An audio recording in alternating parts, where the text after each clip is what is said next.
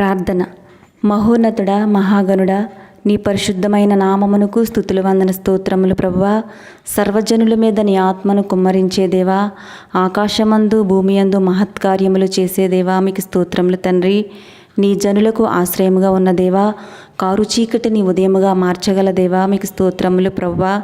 సముద్ర జలములను పిలిచే దేవా, సముద్రమునకును భూమికిని సృష్టికర్తవైన దేవా, మీకు స్తోత్రములు తండ్రి.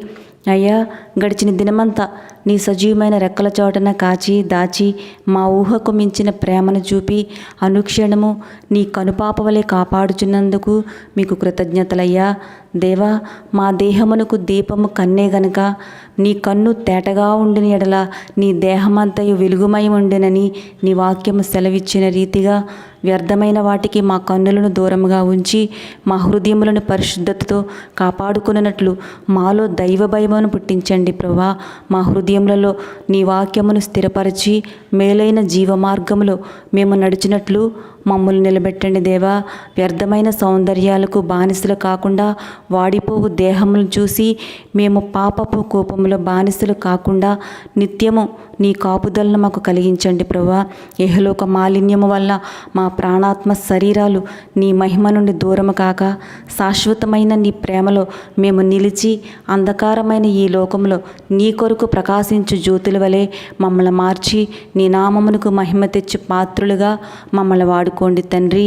ఈ భయంకరమైన దినములలో వచ్చుచున్న సమస్యలు, శోధనలు, పోరాటములు గెలుచుటకు నీ ప్రేమ కలిగి ఓర్పుతో సహనముతో నీ కొరకు కనిపెట్టుకున్నట్టుకు మాలో ప్రతి ఒక్కరికి మీ పరిశుద్ధాత్మ సహాయము దయచేయం యేసయ్యా.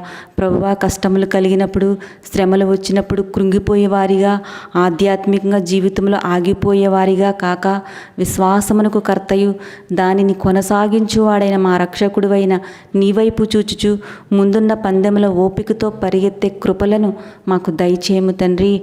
అయ్యా, అనారోగ్యంతో ఉన్నవారిని స్వస్థపరచండి అయ్యా. కృంగిన వారిని లేవనెత్తండి తండ్రి.